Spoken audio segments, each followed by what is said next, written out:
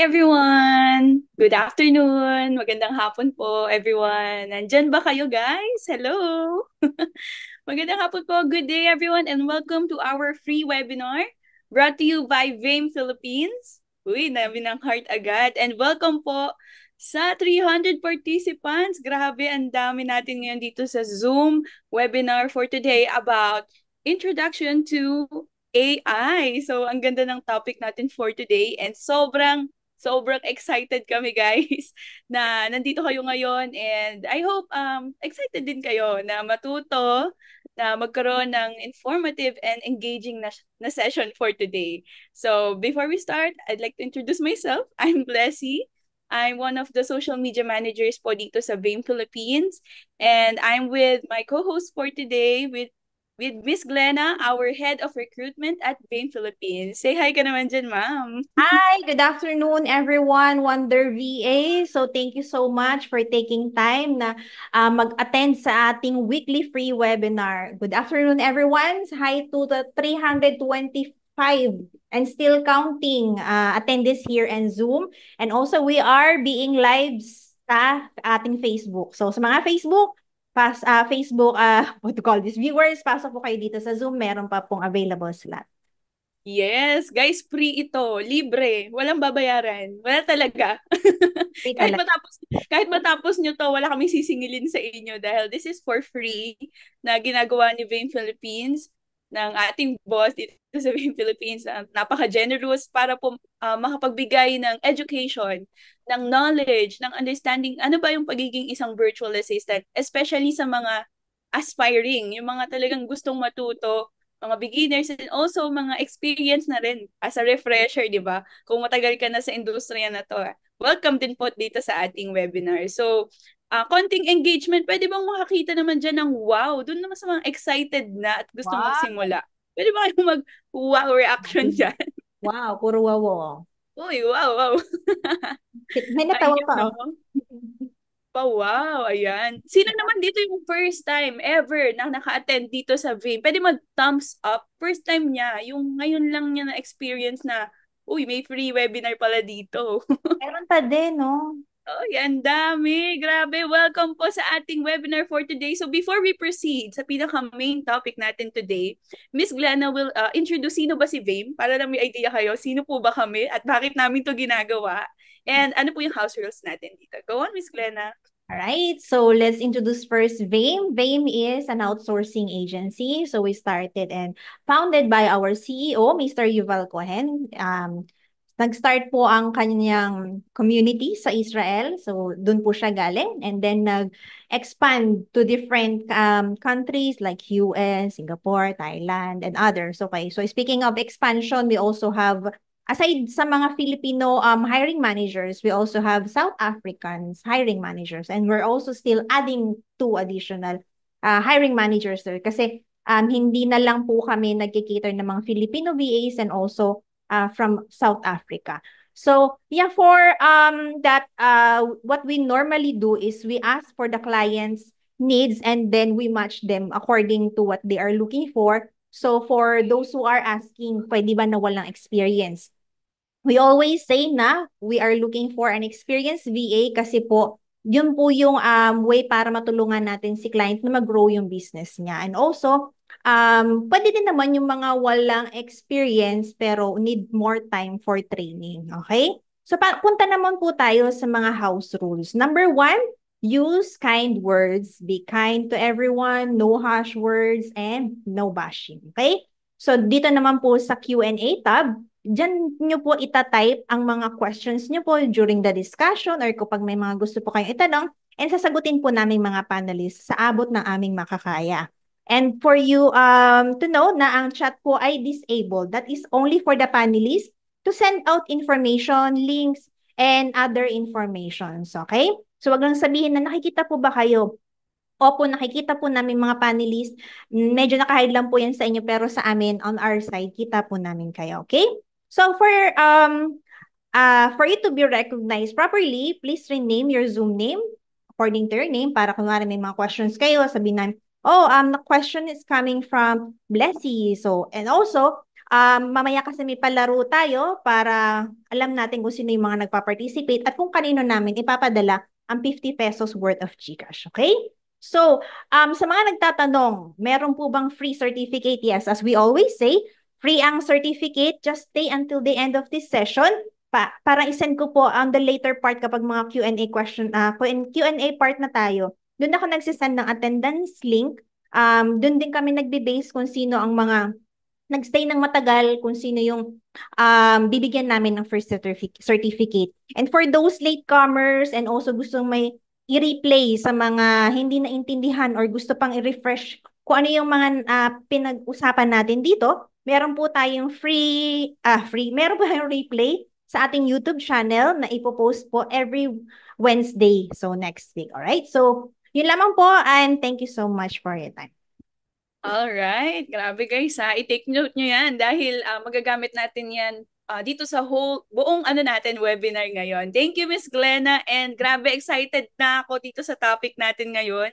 And dami nating matututunan kasi guys, in the world of dito sa digital world na ginagalawan natin ngayon, di ba sobrang gamit na gamit natin tong topic ngayon. At talagang as a virtual assistant, magagamit mo to kasi isa to sa mga upgrade na magagawa natin, na ma-offer natin sa mga client na makakausap natin, sa mga client na pagsaserbisyohan natin ng kaya nating ibigay. So siguro wag na nating patagalin, introduce na natin agad-agad yung speaker natin ngayon kasi siya po ay true expert dito sa field of digital marketing and he holds a Master's in Business Administration. So siya po ay certified sales and marketing consultant, and a Lean Sigma Yellow Belt. So, napakalupit po ng speaker natin ngayon.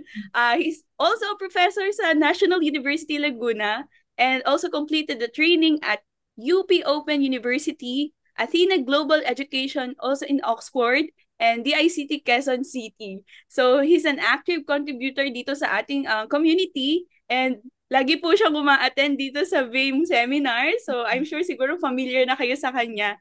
And he is also a DRR Youth Ambassador. Oh, come on guys. Pwede bang palapakan naman natin, bigyan natin ng maraming reaction, ng applause, ng heart. Ang speaker natin for today, Mr. Jesus Reperto Manaksa. Come on guys. Welcome, Rupert. Ayun, no? Daming heart, oh. Hello, hello. Ayun, hello, magandang buhay, magandang hapon po sa ating lahat. Kumusta ang mga buhay-buhay mga boss? Yan. Ayos tayo. Okay. So, kay Ma'am Bless, thank you for that very wonderful introduction. Nakakahiya tuloy, parang magiging mabigat tuloy ang ating ang expectation sa akin ay ako po ay lagi lang natutulog sa bahay. Baka po mag-expect po kayo sa akin ng sa mga attendance po natin na ako po ay natutulog lang lagi sa bahay. Kumakain lang po. Kidding aside, before anything else, thank you very much VAME Philippines for having me here. It's very wonderful and I'm very grateful to have you here being the guest lecturer. So kanina iniisip ko dati umattend lang ako, ngayon ako na yung naging guest lecturer nyo for today, and hopefully makapagbigay ako ng grateful insights that you all may na matutulungan ko kayo as the virtual assistant of working in the virtual assistant world, no? So let me share po. Let's start na.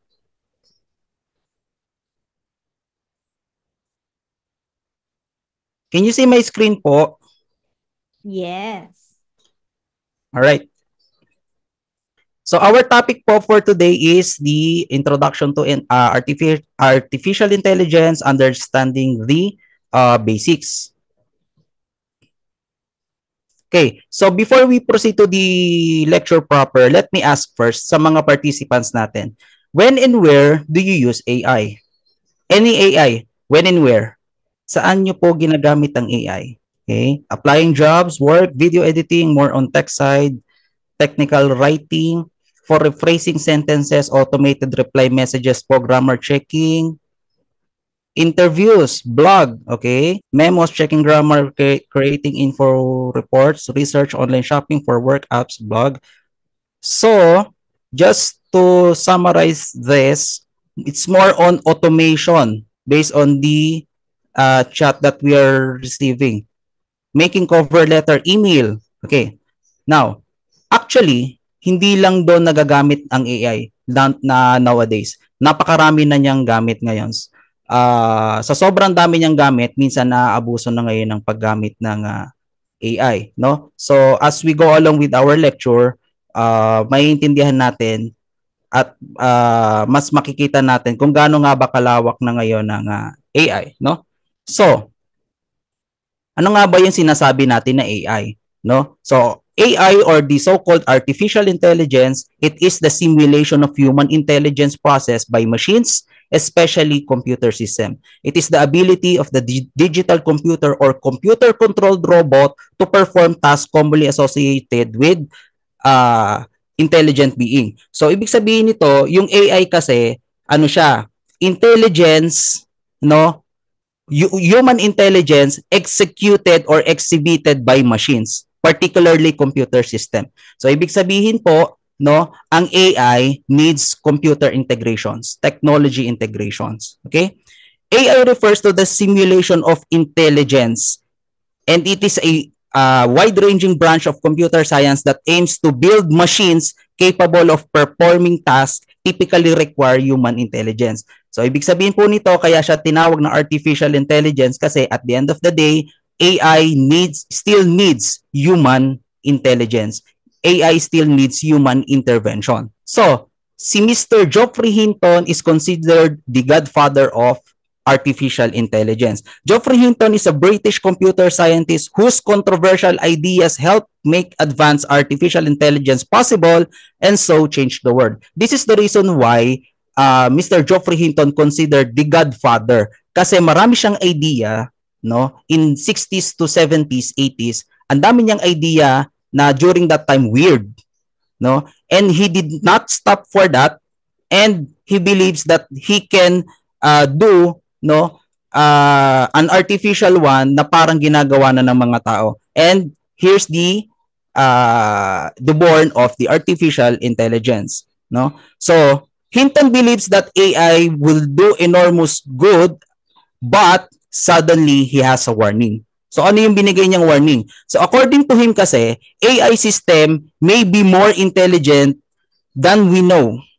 And there's a chance that machines could take over. So naniniwala siya, no, na darating ang panahon na ang AI ay mas magiging matalino base sa pagkakaalam natin sa ngayon at maaari tayong palitan nito. So according to him yun, na. So later on, we will try to expound onto that. Okay? Next, paano nga ba gumagana ang AI? No? So actually, napaka-broad ng exact process ng AI. Napaka-komplikado. Okay? But this is the summary. So una, ang AI works first through the inputs. So paano ba tayo kukuha ng data? Paano kukuha si AI ng data? Is it through speech, through text, contents, outcomes, no? Audios, no? So ngayon, yan na yung ginagawa ng different platforms like yung sa Google, no? Pwede ka na mag-search through the use of voice. YouTube, pwede ka na mag-search ng song through humming. No, dati magse-search ka ng dati magse-search ka ng song sa YouTube, pag hindi mo alam yung title, so anong ginagawa natin? Dati ang ginagawa natin, kung ano yung narinig na lyrics natin, yun yung ini-input natin sa YouTube. Now, ang YouTube hindi na, kahit mag-hum ka lang, pwede na siya. Okay? Now, once meron ng input, magkakaroon ng algorithm, magkakaroon na ng process, no? Napakaraming proseso that is present in AI, but to summarize it, so, ang gagawin lang dyan, i-interpret, prediction, and action. Continuous learning siya. So, ibig sabihin ng continuous learning siya, pag, for example, nagkamali ng interpretation from processing to outcome, pag nagkamali, i-relearn lang niya. Ibig sabihin, itong prosesong to nagkamali, matututo siya hanggang maging success ang outcome. Okay? Now, whether fail or success ang outcome, magkakaroon niya ng sariling assessment. Magkakaroon ng sariling analysis, magkakaroon ng sariling ng discovery, magkakaroon siya ng sariling feedback. Ay, ito, mali pala to. Sabi ng owner. Sabi nung nag-prompt. So, uulitin niya, magre-relearn siya. Okay? Ito, sabi ng ano to, sabi ng user, ito pala yung tama. So, the best example of the assessment discovery, kung maaalala nyo, meron dating mga prompt na pipindutin mo yung box. Kung halimbawa, pindutin mo lahat ng box, pindutin mo lahat ng bicycle, pindutin mo lahat ng traffic lights. No? So, ngayon, may mga pagkakataon, hopefully na-experience nyo to. May pagkakataon na, for example, pindutin mo yung traffic light. Pag pinindot mo yung traffic light, yung isang square, kakapurat na lang yung naasako for the traffic light. So, anong gagawin mo doon? So, ikaw as a human, you will still click that. Ngayon, pag kinilik mo yon, na-discover ngayon ng AI, traffic light pa rin pala to. No? Same as true with yung mga mag-i-input ng text. If you remember, dati meron din yung mag-i-input ka, I forgot the right term. Yung CAPTCHA. Yung meron dong nakalagay na letters, combined letters and numbers, no? Tapos itatype mo yon. Tapos si AI or si system guguluhin niya yon. Ngayon, mangyayari naman doon, marirelearn ni AI na ito pala, akala ko number 1. Yun pala 7 pala kapag ka merong dash sa gitna. Ay, ganito pala, letter pala to. No? So ngayon, after the assessment, magkakaroon ng adjustment. So ibig sabihin ng adjustment, lahat ng pinurompt mo, kasali na siya ngayon sa processing. Na kapag naulit-ulit, kapag may nag-prompt ulit, ito lang ulit ang lalabas. So if you remember, yung kung nung bagong labas ang ChatGPT way back in 2023, napaka-limited lang niya. Kapag meron kang in-input, minsan sasabihin niya hindi niya pa alam. Kulang yung data niya. Ngayon, lahat ng i-input mo, no, lahat may sagot siya. Kasi ang nangyayari no, nagre-relearn siya. Ibig sabihin, kapag ito yung in-input mo, ito yung natutunan niya, ito ngayon yung susunod na ilalabas niya kapag may nag-prompt ulit ng same. No? Sa target outcomes naman, ang ibig sabihin nun, ito yung gusto natin. No? Ito yung gusto ng system. Kaso ito nga yung gusto natin. So magle-learn ngayon siya doon. Na dahil ito yung gusto ng karamihan, ito ngayon yung ilalabas ko as an AI. Okay? Lahat ng adjustment na yan, ipapasok niya yan sa input, processing, outcomes, and assessment. Okay? So bakit ipapasok niya yan doon? Para pag nagkaroon ulit ng same prompt, okay? Pag nagkaroon ulit ng same prompt, yun na yung isasagot niya accurate na ngayon. Okay? So for example, nagkaroon ng speech input na please produce me a PowerPoint.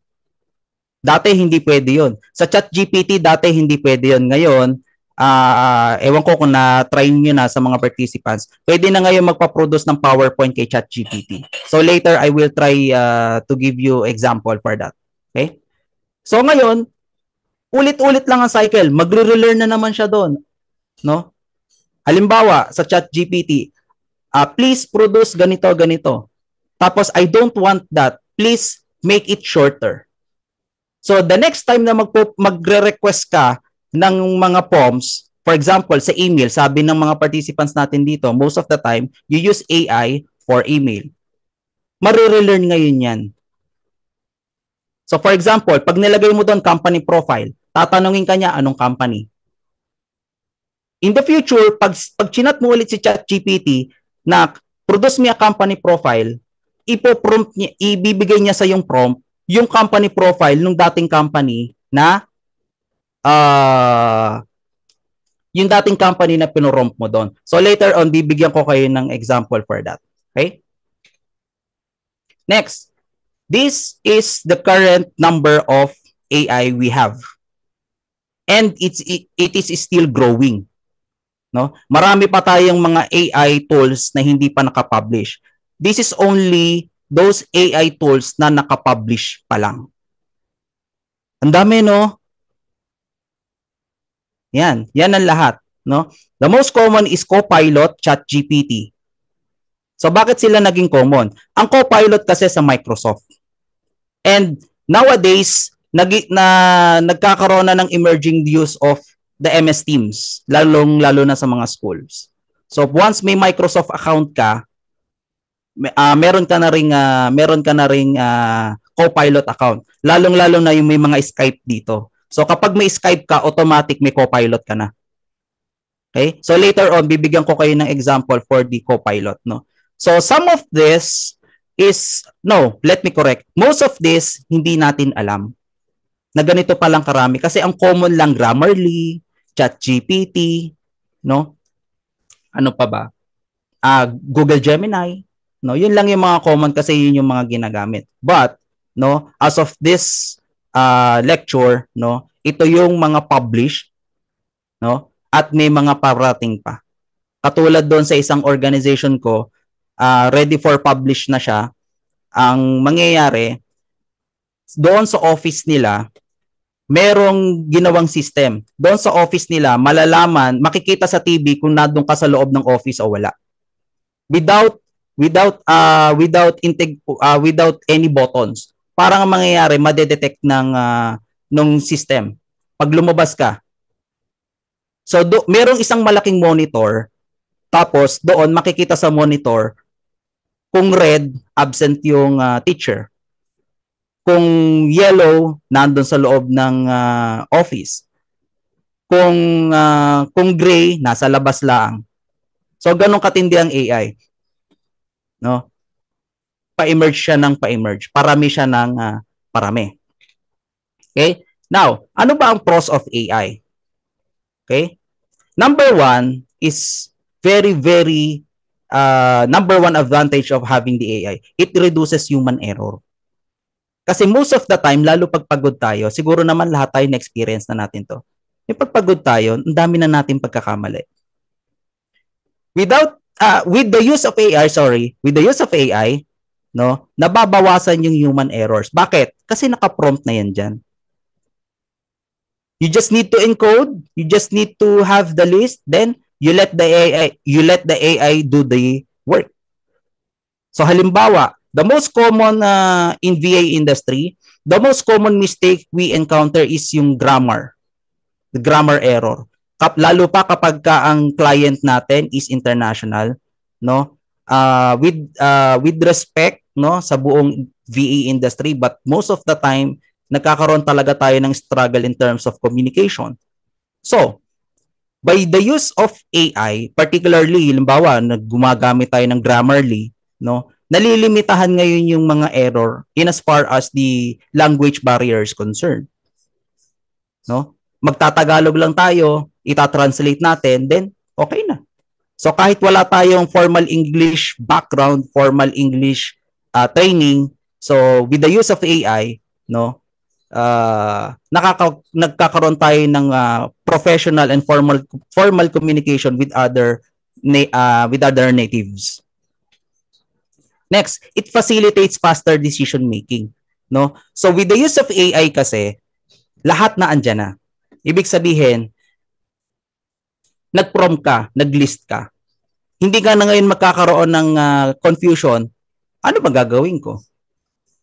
With the help of AI kasi, no, it really uses algorithms, it really uses mathematical computations. So ibig sabihin accurate to. As long as tama yung input mo, as long as tama yung prompt mo, no? Kung gusto mong si AI ay magdesisyon, pwede, no? Hindi ka na ngayon magkakaroon ng doubt na baka mamaya magkamali ako or what. Next, AI is 24/7 available anywhere. Walang working hours ang AI.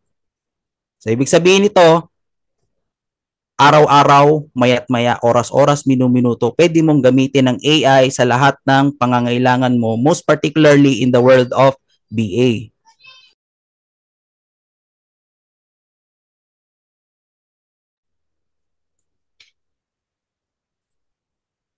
Next, it reduces risk. So what kind of risk? Any risk. Most particularly, risk relating to cyber. no?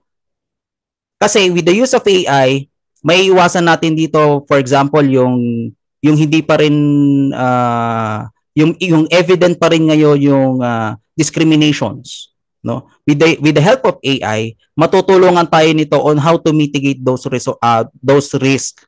So for example, meron tayong ilalabas na statement, meron tayong ilalabas na promotions, meron tayong ilalabas na advertisement, no? So how can we publish that kind of advertisement, that post, no? Meron tayong i-email, meron tayong ilalabas sa statement without discriminating anyone, without judging anyone, and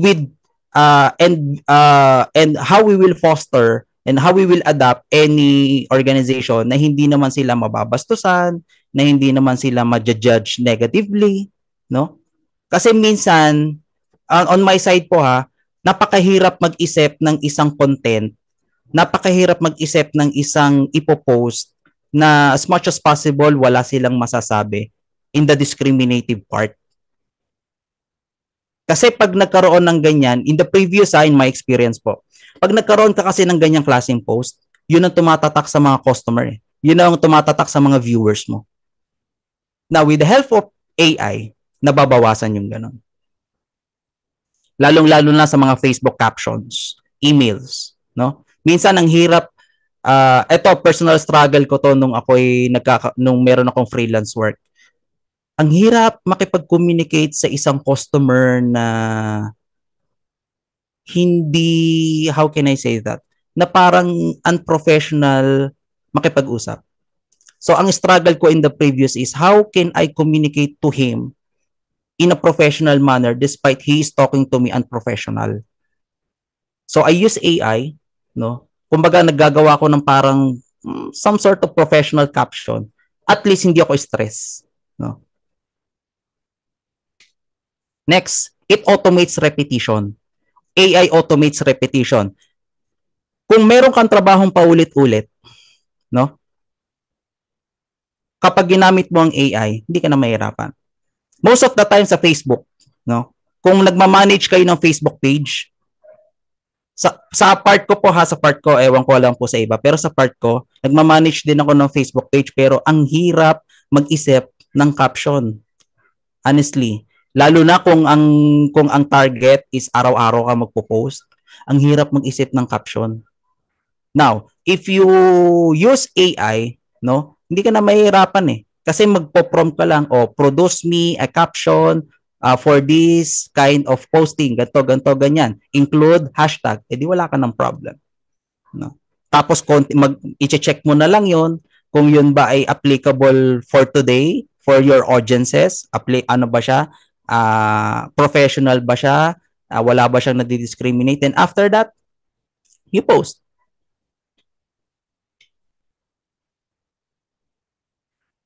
Next, it provides digital assistant, no? Sa mundo ngayon, sa panahon ngayon na nag-emerge talaga ang technology, no? Digital assistant is really important talaga, no? Lalo na pag halimbawa katulad nun, according po sa inyo sa mga answers ng ating participants kanina, most of you uses AI in sa email and sa job hunting, no? So ibig sabihin nito, without AI, kung naghahanap po kayo ng work, mas mahihirapan tayo.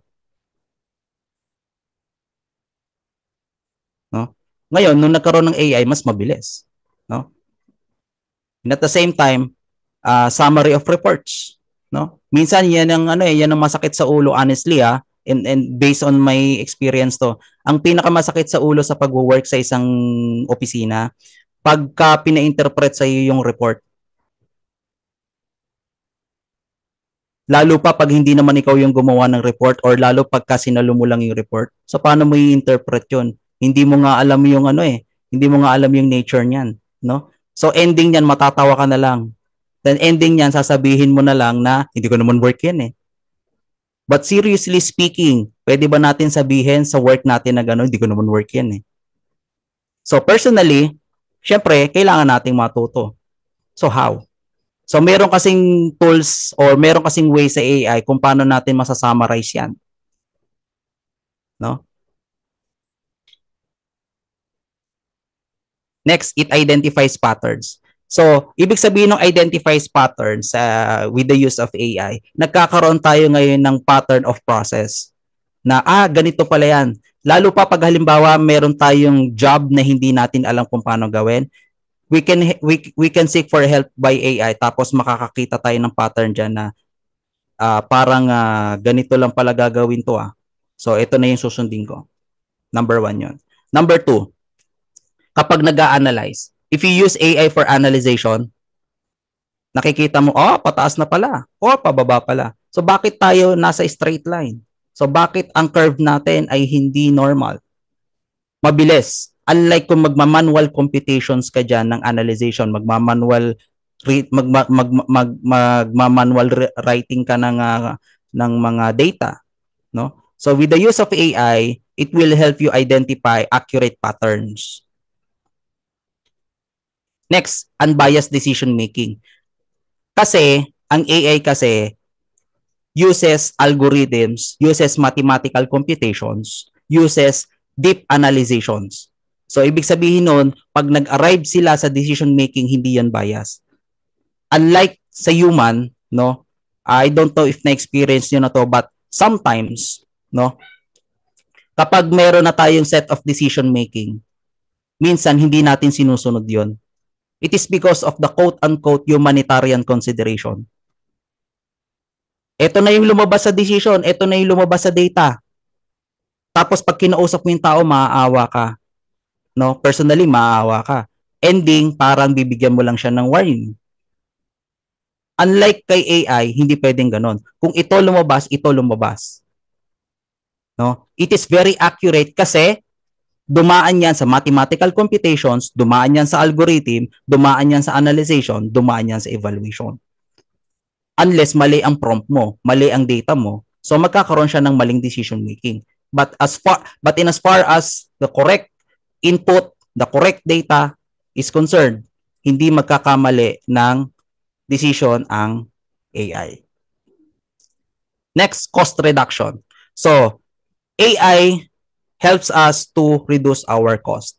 So, honestly, marami nagsasabi na ang pagkakaroon ng AI sa company mahal, no? If we look at the integration of AI into company, yes, mahal talaga siya. But in the long run, mura siya. Bakit? Kasi nga kung babalikan natin, no? Kung babalikan natin ito, it will automates repetition. So, kung merong mga part ng company, kung merong mga part ng workplace na paulit-ulit lang yung ginagawa, malaki ang magiging reduction natin sa expenses. Okay? Halimbawa, sa pagpo-post, gamitin na lang natin ang Facebook. Halimbawa, ang social media officer, no, yan ang trabaho, pagpo-post. Mag-post sa Instagram, mag-post sa Facebook. Kung paisa-isa, dalawa ang hawak mo, okay, good. Paano pag halimbawa, ang pinahawak na sa'yo, napakarami na? 3, 4, 5 accounts, and you need to post every day. So, kung manual ang gagawin mo, ubos na ang hormones mo. Kakaisip pa lang ng caption. Caption pa lang yun. Now, with the use of AI, you just need to prompt. Kahit pa 11, 12, 13 ang accounts mo, it is very easy to produce captions, or at least it will help you to have an idea for caption. Kasi kung walang caption, guys, no? For me lang po ito. Kahit anong galing mo sa social media, kahit anong galing mo sa posting, kahit anong galing mo sa technology, kapag araw-araw mo ginagawa yan, magsasawa ka, mahihirapan kang mag-isip ng captions. Captions pa lang to, guys. Paano pag halimbawa ang ni-require sa'yo ni client, kailangan araw-araw may picture ka?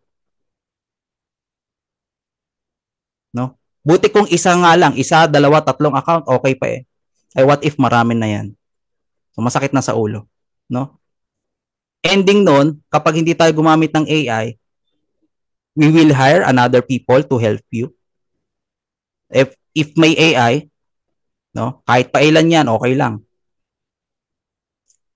Now, kung may pros, may cons. Ang cons of AI, number 1, at ito ngayon ang pinagtatalunan, the employment reduction. No? Kasi, may mga bagay, may mga work na kaya, na ginagawa sa workplace na kaya na ni AI. Number one dito, no? So with respect dun sa mga may work na mga babanggitin ko, but this is the reality, no? Most of the time, yung mga nagka-copyright. No? If you're talking of the virtual industry world, no, medyo nababawasan according to study ang mga copywriters kasi kaya na ng AI ngayon ang copywriting. Okay? Next, yung sa pagpe-Facebook post. In my experience, nagkaroon ako ng client na maliit na company, no. Dati ang gumagawa talaga niyan, marketing.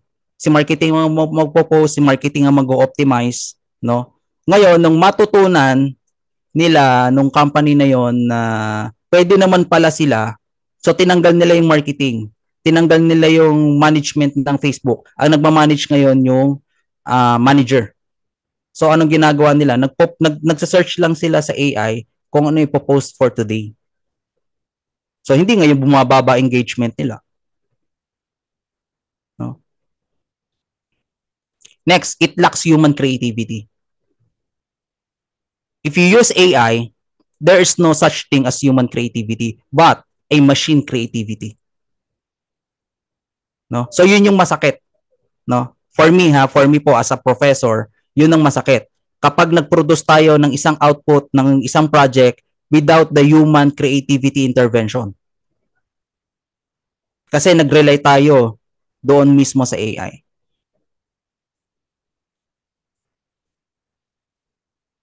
Next po, AI has an absence of emotional bond. There is no bond between AI-produced outputs to human. I don't know if na-experience nyo na to, pero may mga tao kasi na ayaw makipag-usap doon sa prompt ng yung automated prompt ng Messenger ng mga Facebook page. Most of the time, ano ginagawa nila? Kaya hindi pa rin mawala-wala ang customer service. No? There are some people says na with the use of with the emergence of AI, mawawala ang customer service. No. For me po, hindi pa rin mawawala ang customer service. Kahit na may AI tayo. Why? Kasi people still prefer talking to human instead of talking to machines. Kasi kadalasan yan ang ginagawa ng ibang nag-handle ng Facebook page, no?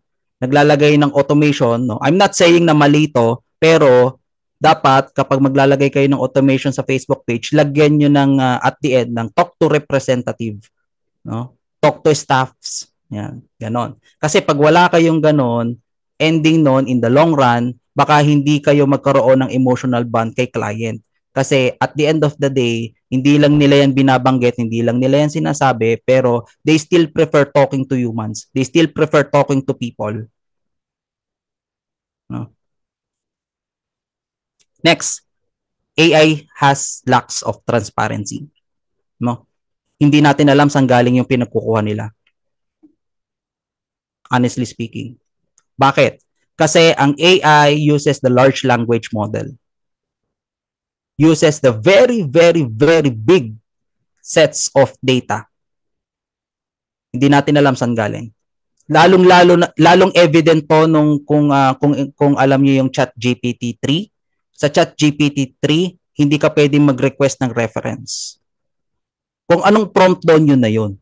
The question there is saan galing yun. Sa ChatGPT-4 kasi pwede mo nang i-request yung reference kung saan nanggaling yung sinabi nila. But most of the time, kahit nag-provide ng reference sa ChatGPT-4, minsan hindi pa rin maganda yung reference na binibigay nila. Okay? Next, reliability. So, sa AI kasi, in terms of the reliability, its own reliability, no, hindi natin masusukat. Kasi unang-unang tanong kasi dyan, sino ba ang gumawa ng AI? We're not questioning the capability of the owner or kung sino man ang nagawa ng AI. But the question is, yung reliability niyan sa kagustuhan natin. Will it connect? No? Is it will it provide us the bond? Will it provide us the integrity we need? No? Saan ba galing yung data? Saan niya pinagkukuha yung data? Nagpaalam ba siya doon sa kinuhanan niya ng data? Next. The cons of AI is the device degradation. So we must always remember that we cannot use AI alone. Magagamit natin ng AI kung meron tayong computer. Now, kung may computer tayo at hindi maganda ang klase ng computer na ginagamit natin, then therefore, hindi rin natin magagamit si AI. Pag luma na ang machine, pag luma na ang computer, hindi na natin magagamit yan. So, ibig sabihin nito, kailangan ang device natin upgraded pa rin.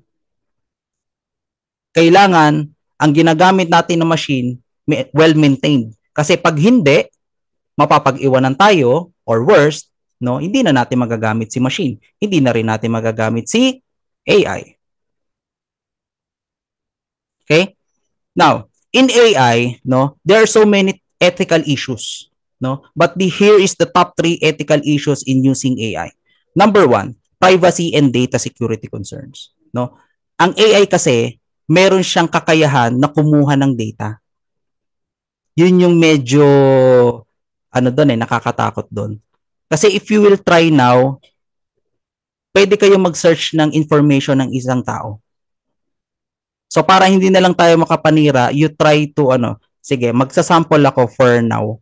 For a while open lang ako ng aking ChatGPT. So, doon tayo sa common. Doon tayo sa palaging ginagamit para mas maintindihan niyo yung sinasabi doon sa ethical issue. So for example, ito si ChatGPT, no. I-search natin kung sino si Jesus Ruperto Manaxa. I'm not a popular one pero i-try natin anong sasabihin ni ChatGPT diyan. Yan. So, yun ang sinabi ni ChatGPT about sa akin. No? I-refresh natin. Ulitin natin ang prompt. Who is?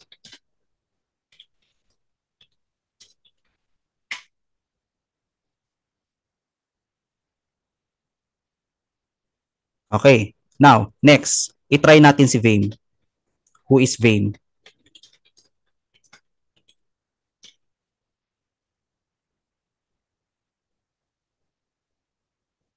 Saan niya nakuha yan? No? Paano nila nakuha yan? Wala nakalagay siya dito. No? So, buti na lang, wala siya nakukuhang information about sa akin. No? Pero, let's try kung nickname.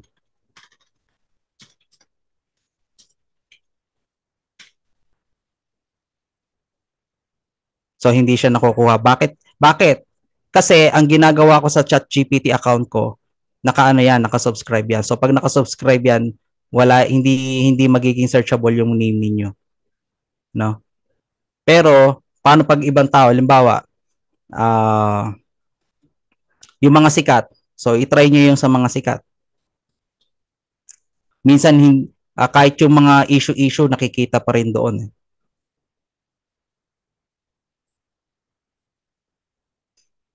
Next, copyright claims.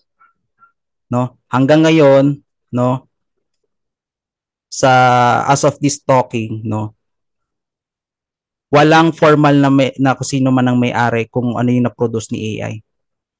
No? Some says, no, kung ano yung na-produce ni AI, ikaw ang may-ari nun. No? But according to my study in UP Open University, way back February yon, no, wala pa talagang nabibigay na definite na and concrete evidence kung sino talagang may-ari niyan. Kasi according sa definition, ang isang bagay magiging pagmamay-ari mo pag ikaw ang nag-produce, ikaw ang nag-isip. No? But here sa AI, hindi naman ikaw ang nag-produce. Ikaw ang nag-isip, maaari, pero hindi ikaw ang nag-produce. No? Next, another ethical issue pa dyan, no, it really increases laziness. there are so many studies na rin na nagsasabi na ang AI, no, increases the level of laziness of the people. Bakit? Kasi may AI naman eh. Paano nga ba ako mag-iisip ng caption? Ito na lang, ChatGPT. Kailangan ko ng picture na hindi na sa search sa Google. ChatGPT. Copilot. O, kailangan ko ng transcriber. O, hanap. No? Search na lang tayo ng search. Kahit nakahiga tayo, makakapag-post tayo. Kahit nakahiga tayo, makakapag-summarize tayo. No? So, speaking of summarization, I will try to give you sample. Wait lang ha. Hanap lang ako ng hindi confidential na document.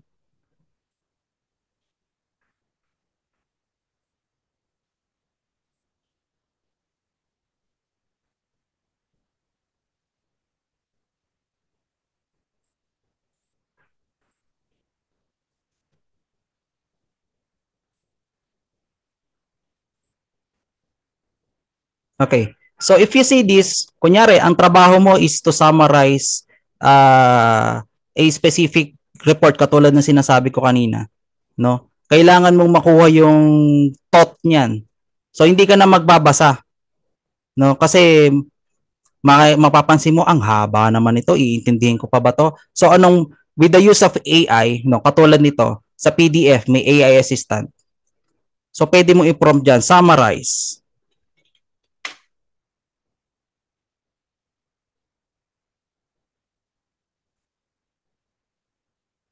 So, antayin mo lang siya, ayun. So, kung ang trabaho mo, o kung ang pinagawa sa yung task for this specific document, i-summarize mo, ayan na, nakasummarize na siya. Pwede ka na ulit matulog. Pwede ka na ulit mahiga. No? Pwede pang iba dyan. For example, key takeaways. Sabihin natin, key takeaways for this report.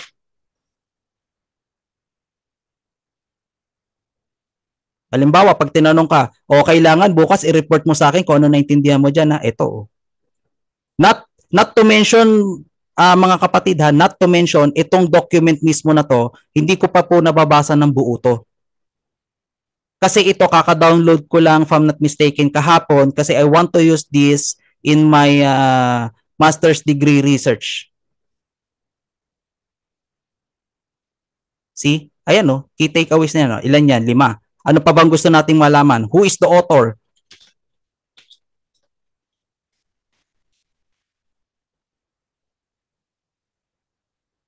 Ayaw na. Kasi hindi ako nakasubscribe. No? So anyway, so ganun siya. You see the difference? Kung ang trabaho mo ay mag-interpret ng data, simply, ganun lang siya. Sa PDF mismo, meron pala siya, no? So, kahit nakahiga ka, okay lang. Actually, to give you some side note, no? Kung nagwo-work kayo sa mga companies, kung nagwo-work kayo sa offices, no? Isa sa mga reason kung bakit nauso yung pagpapanggap, quote-unquote, pagpapanggap sa work, it's because of AI talaga.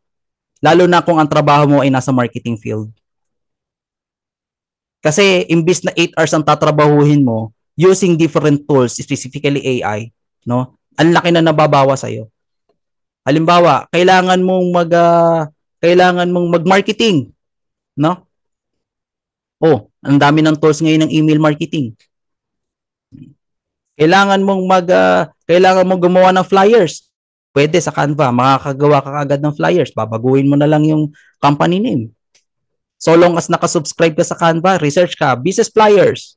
Baguhin mo na lang yun. Tapos may prompt naman doon. No? Okay po? So mayroong question. Anong gagawin? So anong dapat nating gawin? Having said all of those pros and cons, ethical issues, anong dapat nating gawin?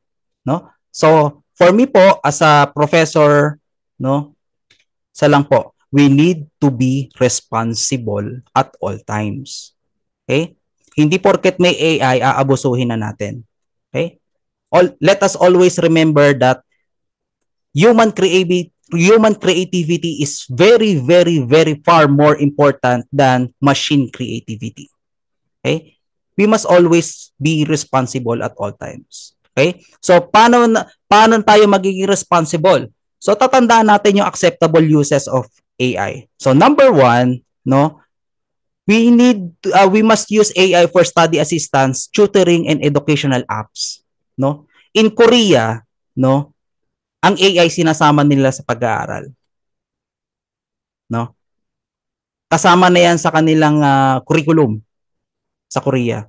It's just so happen na medyo unfortunate to say, but in the Philippines, hindi pa siya nasasama. Bakit? Kasi as much as I don't want to say it, but here's the reality. Naaabuso pa rin kasi siya dito. So, ang request ko, sana wag nating abusuhin. We must be responsible, no? So, gamitin lang natin ng AI for study assistance. AI can assist in data analysis, literature review, and checking for plagiarism, no? So, gamitin lang natin ng AI to help us to check anything we need to check. Baka mamaya may nakaka-copyright tayo. So, tingnan natin. Baka mamaya may kulang pa tayo, no? Lalong-lalo na pag nagwo-work kayo sa research industry, halimbawa nasa marketing kayo or nasa school setup kayo or kaya nag-aaral pa kayo ng college ngayon at gumagawa kayo ng thesis. Isa sa mga pinakamahirap na part is to find for literature review. E di gamitin mo si AI produce me literature review, literature academic research about ganito. Then isa-isahin mo ngayon siya, is it really existing or not? No? Administrative task, katulad po ng mga sinagot kanina nung nagtanong ako, gamitin nyo po ang AI for scheduling reminders and other communications. Pwede siya. Mas mapapadali siya, lalo na kung makakalimutin ka. AI can really help you kung makakalimutin ka talaga. Lalong-lalo na katulad ko po, makakalimutin ako. So anong ginagawa ko? Meron akong automated scheduling, automated reminder. Okay? Work reference, no? Kapag ginamit natin, no, we need to proper cite it, no? Then copyright claim must be included in all work output. Kapag gumamit tayo ng AI, no, kahit wala yung reference, lagyan pa rin natin, no? So according doon sa training na in-undergo ko sa UP Open University, kapag gumamit tayo ng ChatGPT, no, ang gamitin nating citation OpenAI LLC kasi ang owner ng ChatGPT is OpenAI, no? Kailangan i-consider natin na si OpenAI ang gumawa ng work output natin kasi si ChatGPT ang nag-produce at ang may-ari ng ChatGPT ay OpenAI LLC. Okay? There's no written rule about that for now, for now. Pero, again, let's be responsible. Gamitin natin ng AI for acceptable uses, lalong-lalo na sa citations. Okay? So, yun. So, let's have a short break muna po siguro para makahinga-hinga po tayo.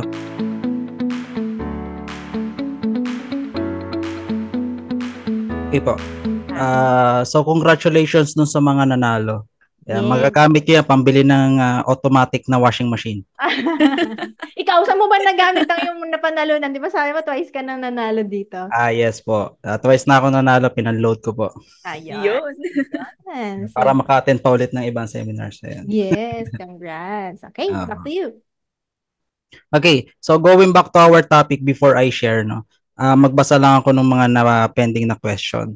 So, number one here is may question, can you use AI for trading? For me, yes, you can still use AI for trading sa process. But yung sa mismong, yung literally the exchange, I think you cannot use AI for literally exchanging your product or service. Pero in terms of the process of exchanging or process of the trading, yes, you can use. Yeah. What is the impact of AI in SEO strategies? Well, for me, napakalaki ng impact ng AI sa SEO strategies talaga.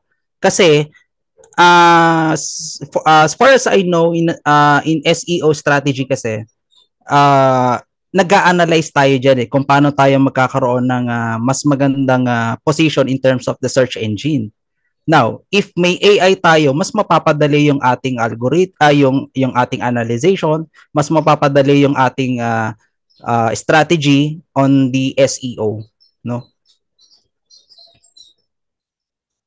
Government should mitigate and limit the use of AI. Honestly speaking, yes po. Isa yan sa mga main objective ng mga AI practitioners, no? Kasi kailangan na talaga, no? Sad to say, medyo lang naman, a little bit, no, na napapag-iwanan tayo sa AI. Kasi wala pa tayong formal AI formal policy for that. But later on sa ating discussion, meron akong i-discuss sa inyo na isang international standard for AI.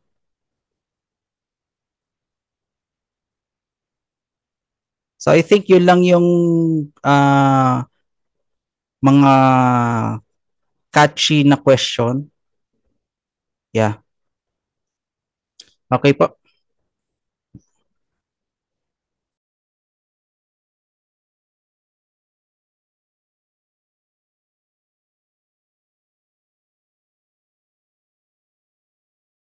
Okay, so yun nga. So we need to be responsible enough in using the AI, ha. Next, unacceptable uses of AI, no? So for academic work and dishonesty, please, mga kapatid, lalo na yung mga nag-aaral pa po, no? Do not use AI to complete and accomplish your assignments, quizzes, exams, or work tasks or outputs. Wag na wag nyo pong gagamitin ng AI to complete and accomplish your outputs or project. You can use AI, no, to help you,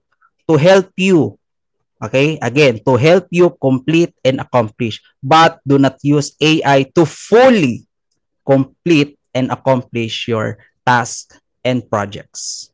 Okay? Privacy breaches. Avoid using AI tools that collect or share personal data without consent. No? Huwag kayong gagamit ng AI na hindi nila nalalaman na kukuha pala kayo ng information. So if you remember kanina, nagkaroon tayo ng parang short demonstration. No, sinearch natin sa ChatGPT yung name ko pati si Vame, no? While we are on break, nag-try ulit ako. So ito yung lumabas. Wait for a while, let me show you.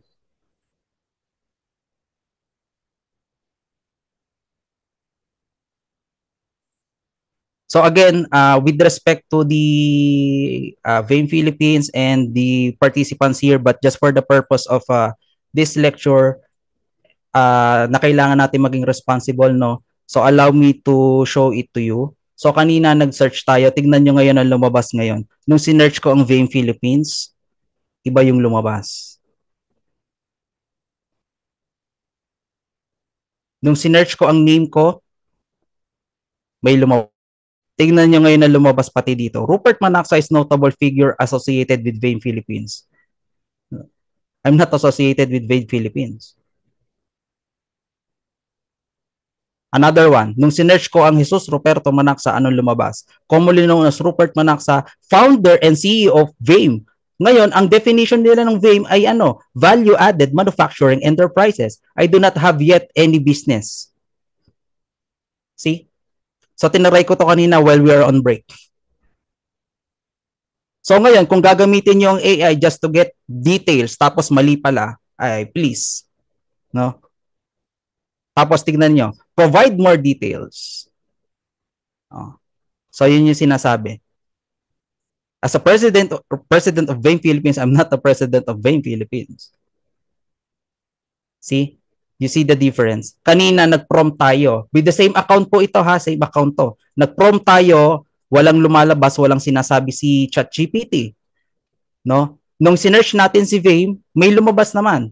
Ngayon, nag-search ulit ako kanina, nag-search ulit ako while we're on break. Ngayon, ano lumabas? So, doon pumapasok yung privacy breaches. So please, kung kukuha kayo ng data about people, about companies, much as possible, do not use AI. No? Kung talagang kailangan nyo ng information ng company, you try to search their public information through the social medias. No? Kasi mas active sila dyan. No? Kung kailangan nyo ng personal information ng tao, you just simply reach out to them. Lalo na kung hindi naman sila kilala, kung hindi naman sila influencer, hindi naman sila popular, you try to personally ask them kasi kailangan nila ng ganito, kailangan na ng ganitong picture mo for the purpose of posting, no, nurturing your awards, recognitions, no. Next, no, bias information. Do not use AI tools perpetuating bias or unfair treatment. Do not ever use AI to to bring unfair treatment to other people as well as to other company, no.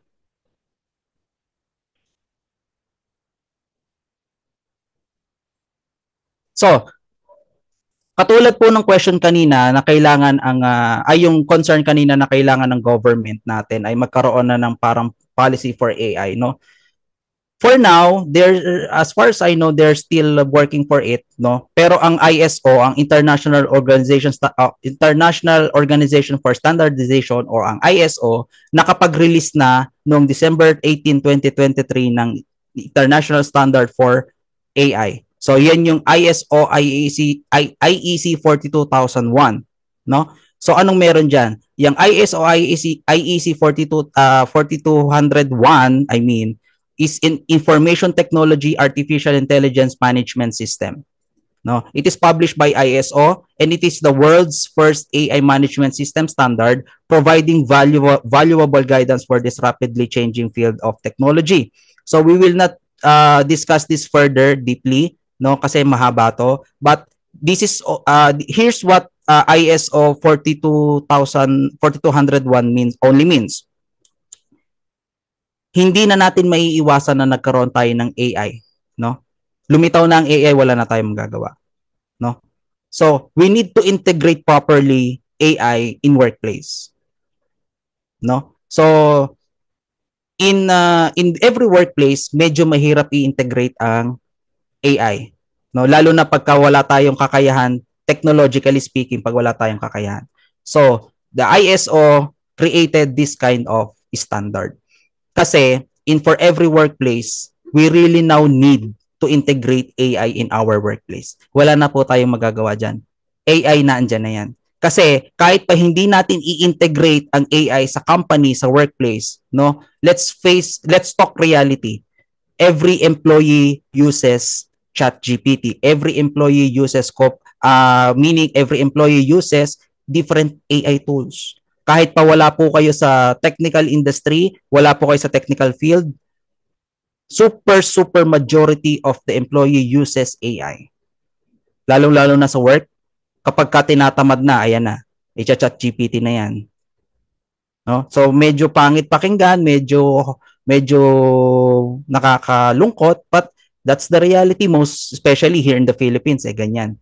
Kasi we are always looking on the way on how we will do our job easier than what we want. So ending, gumagamit tayo ng AI, no? So having the ISO IEC 42001, no?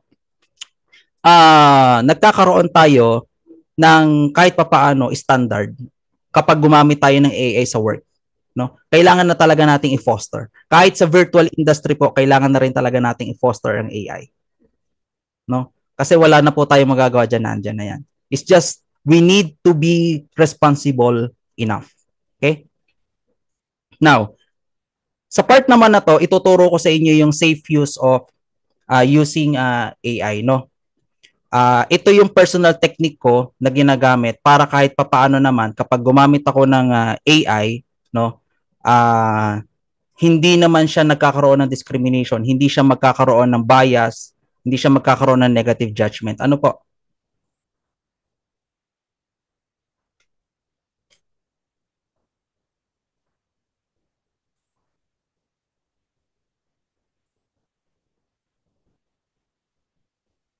Wait for a while lang po, ay set up ko lang.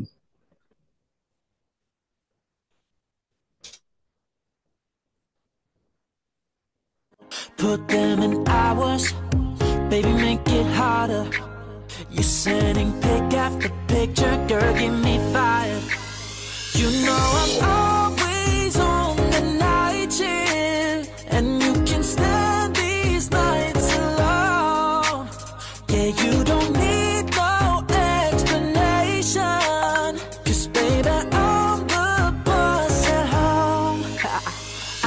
go to work, work, work, work, work, work, work. But I gotta put in work, work, work, work, work, work, work. I ain't gotta go to work, work, work, work, work, work, work. Let your body do the work, work, work. Okay. So, thank you po. Let me share po.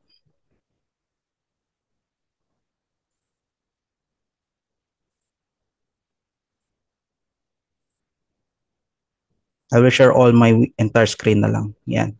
So, siguro ang gawan ko muna ng parang sample is yung lagi natin problem sa grammar, no?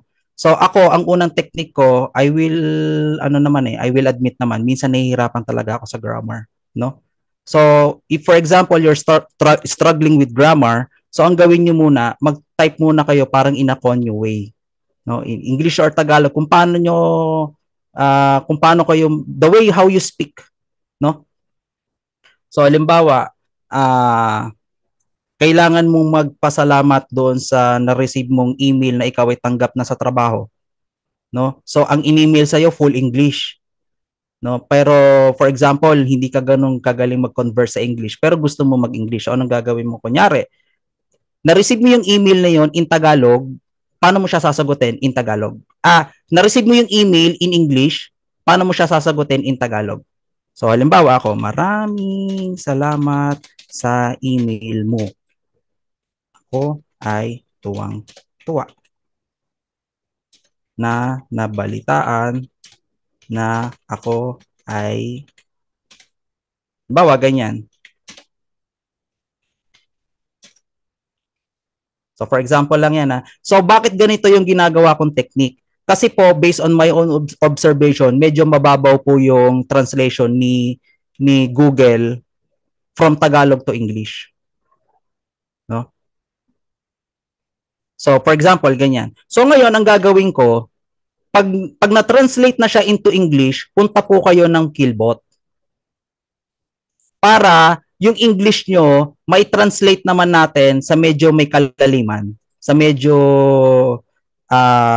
mas magandang sentence, no? So, i-paste natin dyan, no? Baguhin natin tong synonyms level. Swerte nyo, pag kayo naka-premium dito, mas mataas ang synonyms level, mas mataas ang conversion.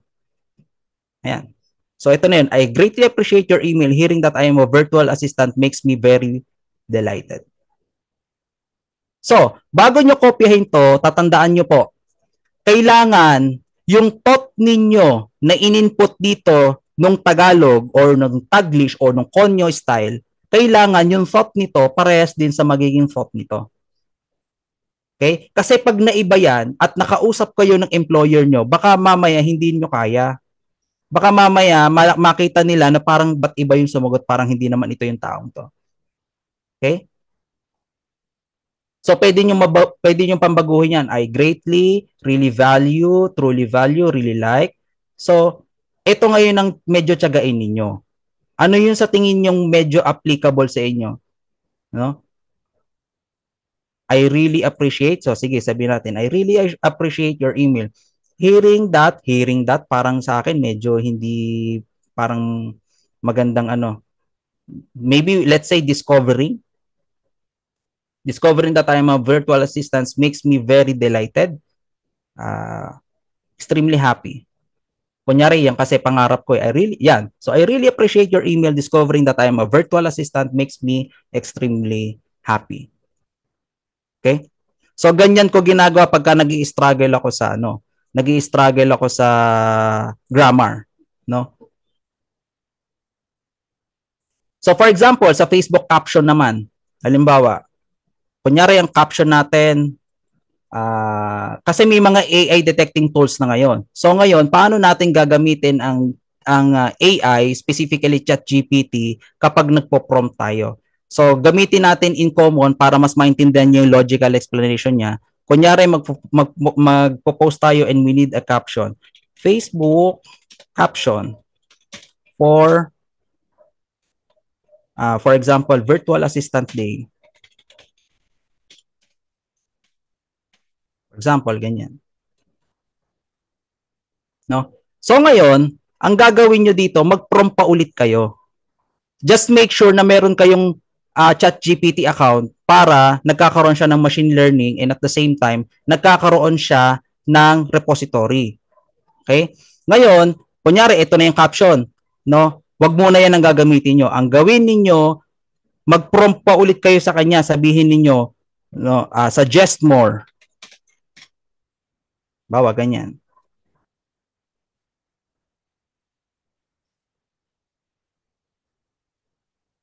Tapos, i-request nyo sa kanya, make, ano bang gusto nyo? Professional, yung nakakatawa, catchy. So, pwede nyo i-prompt yan sa kanila. Sabihin natin, make it a catchy one.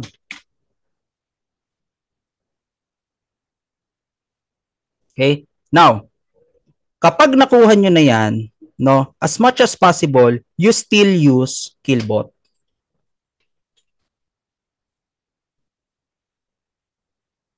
Sa mababang synonyms para hindi nawawala yung full thought niya. So, kung ako to, ito gagamitin ko. May mali siya. May suggestion siya. So, ano yung suggestion? Who manage. Okay. Yun. So, ito ngayon, for me, ito ay gagamitin ko. Tapos, kukunin ko ngayon yung hashtags dito. So, kung nakukulangan kayo sa hashtags, sabihin nyo, provide more hashtags. So, pwede nyo nang copy in lahat yan. Pwede na kayo mag-post. Okay? So, paano naman pagka halimbawa, nire-require kayo na kailangan lahat ng ika-caption mo may picture. But the problem is, wala kang repository ng picture. No? So, the best tool that I can suggest to you is to use Copilot. No? Sa Copilot kasi pwede kang mag-request yan. Yun nga lang, for me po ha, ang medyo problem, ang medyo constraint lang sa Copilot, limited pa rin siya hanggang ngayon. So, for example, create a photo of a virtual assistant.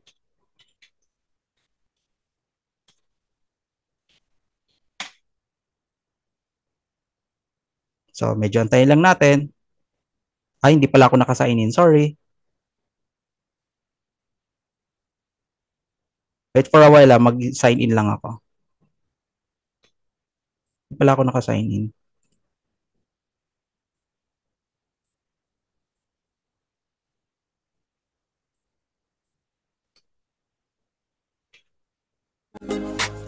We can work from home. Oh, oh. Let's put it in motion. Girl, give me a promotion. Let's make it feel like a vacation. Turn a bed into an ocean. We don't need nobody. I just need your body. Nothing but sheets in between us. Ain't no getting up early. You know I'm always on the night shift, and you can stand these nights alone. Yeah, you don't need no explanation, 'cause baby, I'm the boss at home. I ain't gotta go to work, work, work, work, work, work, work, but I gotta put in work, work, work, work, work, work, work. I ain't gotta go to work, work, work, work, work, work, work. Let your body do the work, work, work, work, work, work. We can work from home. We can work from home. We can work from home.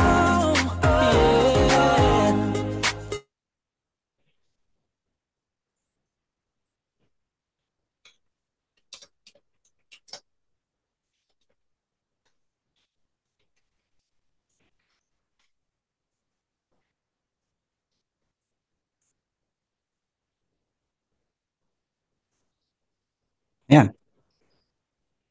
So, medyo antay lang natin. Medyo matagal lang siya.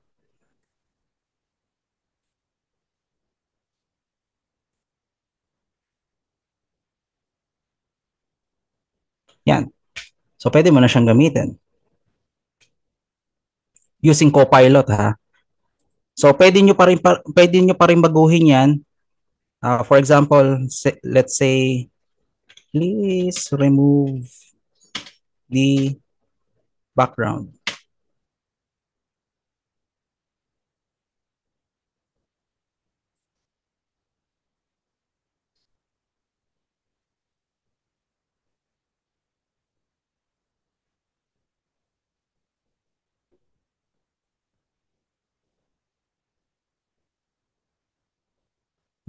Yan.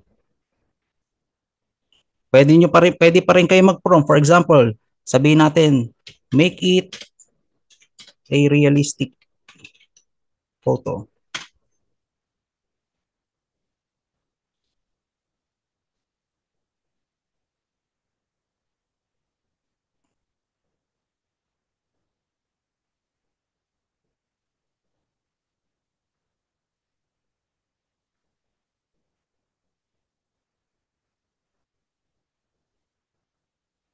Yan. No? So, ganun. So, for example, hindi kayo satisfied sa mga output ni Copilot. So, meron pang isa yung ito. Yung getimg.ai. So, anong meron dito sa getimg.ai? So, dito, pwede mong i-manipulate yung picture. No? So, paano gagawin? So, una muna, pipiliin mo muna yung prompt. So, dito, for example, sabihin natin, a photo of a virtual assistant.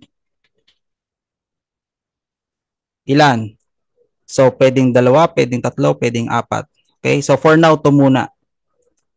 Tapos, model, no? Ito lagi pipiliin natin na Flux 1.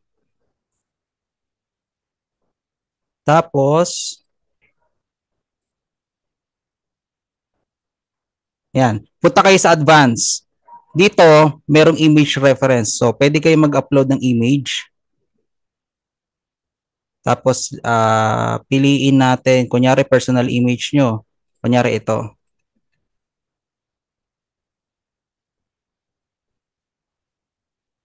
Figure, cartoon, blurry, nude. Tanggalin natin itong huli.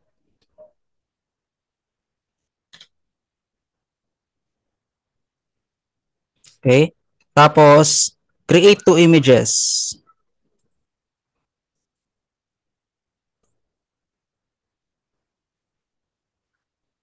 Kasi for example, hindi nyo talaga makuha yung gusto nyong output kay Copilot.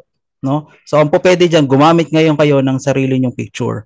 So, katulad nito, from male, naging female. Wala naman akong in-input kung babae o lalaki.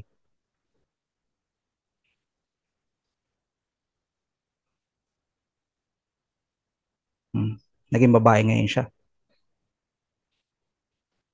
No? So, yun ang advantage ng pagkakaroon ng AI. No? Basta sisiguraduhin nyo lang, nakaano kayo, naka-subscribe kayo. Kasi pag hindi kayo naka-subscribe, kadalasan talaga ito ang nangyayari pag free. No? Hindi nyo talaga magugustuhan yung inputs. Kasi dati, magaganda naman yung inputs ngayon, nung mapag-aralan namin, kailangan talaga nakasubscribe ka na para makuha mo yung tamang gusto mong na output, no?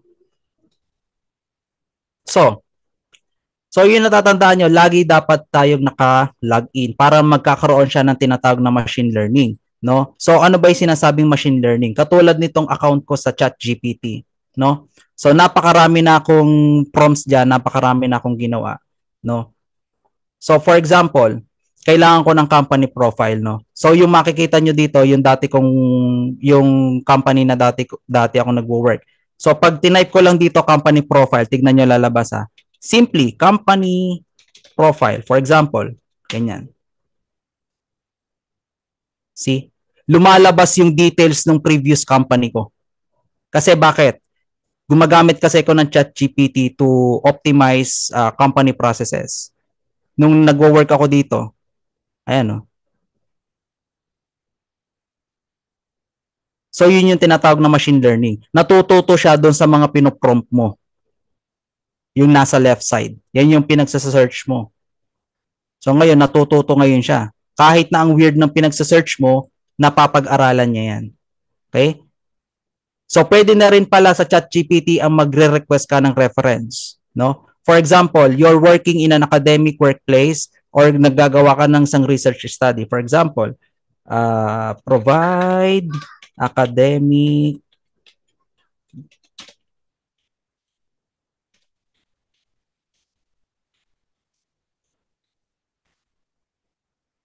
yan, for example, ganyan.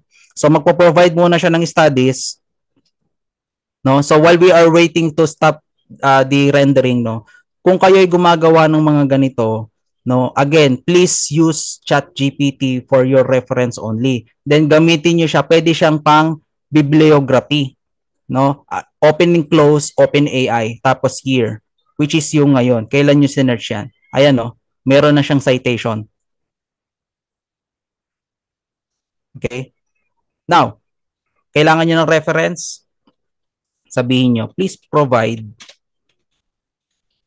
reference link.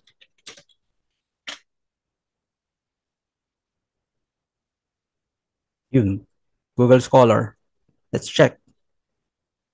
Ibig sabihin, dito niya sinearch, kaso hindi specific, wala. O, ResearchGate, try natin. Wala rin yung free. No? G-Star.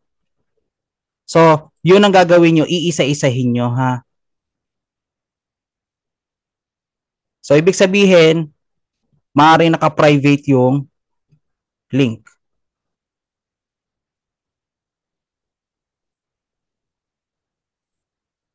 So, dito na ngayon pumapasok yung transparency. Saan nakuha? Nag-provide nga ng link, no? Wala naman lumabas. No? Yan. So now, assuming having this kind of data, no, pwede nyo na rin i-convert yan sa PowerPoint.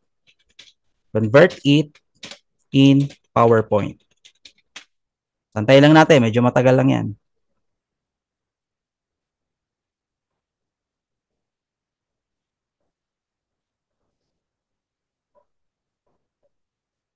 Tapos 'di ba nakikita nyo may lumalabas na mga ganto. Kung wala dun sa mga lumabas na links, ito ngayon ang i-research nyo. Kasi ito yung pinaka-importante palagi yung citations. Ayan. So meron ka na ngayong PowerPoint. Ika-copy paste mo na lang to sa format na gusto mo. No? Kung ganito nyo gagamitin ng ChatGPT, no, medyo acceptable pa siya. Huwag lang gagamitin ng buo. For example, pinagagawa kayo ng study about marketing. So huwag kayong literally galing lang sa ChatGPT. You continue researching. Okay?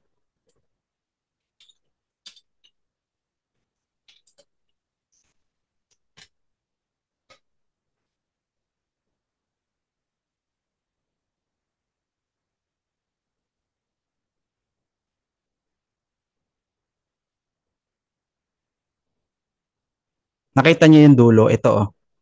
Yan. Sama-sama na yung reference niya. No? So again, gagawin niyo lang to kapag ka urgent, kapag ka kailangan. Wag niyo gagamitin, wag niyo gagawin kapag ka ordinary work hours, ordinary days. Again, at the end of the day, no, human creativity and human learnings is far more important than machine learning. No? Wag niyo hayaan na machine ang natututo sa ginagawa niyo. Dapat kayo ang matuto sa ginagawa niyo. Tayo ang matuto sa ginagawa natin. Kasi if we let AI to use us, no, for them to learn, then how can we learn? Most especially in college. Kaya nga tayo nag-aaral sa college kasi hindi pa natin alam yung industry na yon. Kaya tayo nag-aaral kasi gusto nating magkaroon ng kaalaman, gusto nating matuto. So if you use AI solely, hindi tayo matututo. Okay?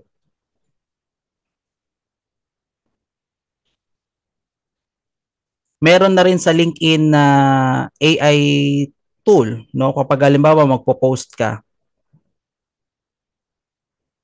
So, I think mag-sample din ako sa AI. As a LinkedIn, wait for a while. I'll open my LinkedIn account.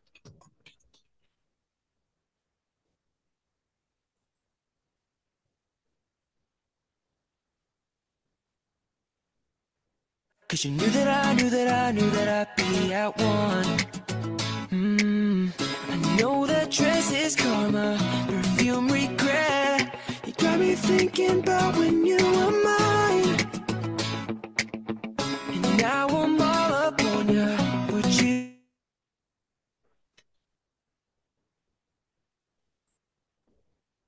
Okay. So like this one, sa LinkedIn, pwede na rin siya. Sa Facebook, alam ko, pwede na rin siya eh. No? So dito, magre-rewrite ka lang with AI. No? Yun nga lang, kailangan to ng subscription. Sa job posting, pwede na rin to, ang AI. Wait for a while. Nasaan ba yan? Ito, jobs. So pwede na rin yan. Post a free job. Kunyari, hiring kayo. So pwede nyo na siyang gamitin. Write with AI.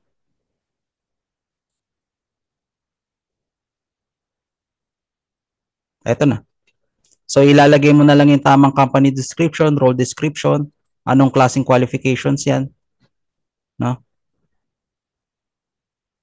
So ganun siya. May skills na rin siya.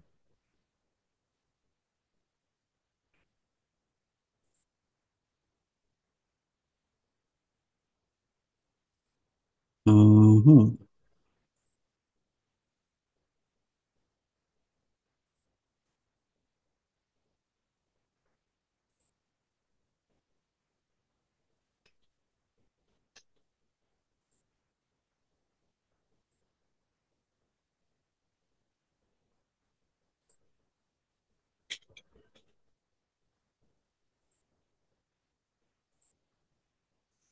Okay po. So I think it's all finished on my part. So ito yung mga references ko po in making this kind of presentations, no? All right. Ayan. So, before we end our webinar, I'd like to take this opportunity na rin to magpasalamat kay Sir Roberto, Jesus Roberto for sharing all his knowledge, lahat ng understanding niya about AI. Come on guys, bigyan naman natin ng maraming clap, maraming heart si Sir. Grabe, ang dami nating natutunan at sobrang linaw talaga, Sir. Sobrang dami naming nakuha na absorb. Ayun, no, ang dami. Thank you, sir, for all of your pag-share po dito sa ating webinar for today. And also, para po mapanood nyo yung replay ng webinar ngayon, we will post the webinar replay sa YouTube po ni Vame, Work at Home by Vame. So please subscribe us to our YouTube channel. And nandyan din po sa chat box yung socials po ni Vame. So yun ang po hiling namin. Please like and follow us, guys. And ayan po, we have Facebook, Instagram, YouTube, and TikTok. And also, we have Facebook group na din. Sa Facebook group po, nandyan lahat. Mauuna nyo makita yung mga job openings, yung mga hirings, and all of the announcement. And last one, before gusto ko lang humingi ng help, nananawagan. Nanawagan. Kasi meron kumakalat po ngayon na fake account ni TikTok na nagkiklaim na sila daw po si Vame Philippines. Medyo marami na po sila. So, wag po tayong magpaloko and help us to report these accounts. Sila po sinasabi nila, i-message daw po sila sa Telegram. So, pag may nag-comment po ng ganun or nag-reply sa inyo, please pa-report po sila. At ayun, makikita nyo agad sila, mga nasa 7 accounts na po yata. Gawa lang ng gawa. Gawa lang sila ng gawa. So, wag po tayong magpaloko or magpa-scam. Please report these accounts. Patulong po. No? Thank you!